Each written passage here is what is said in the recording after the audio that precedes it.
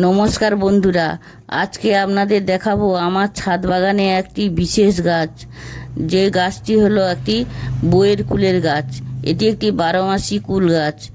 দুবার এই কুল ফল ফলে এই গাছটিতে।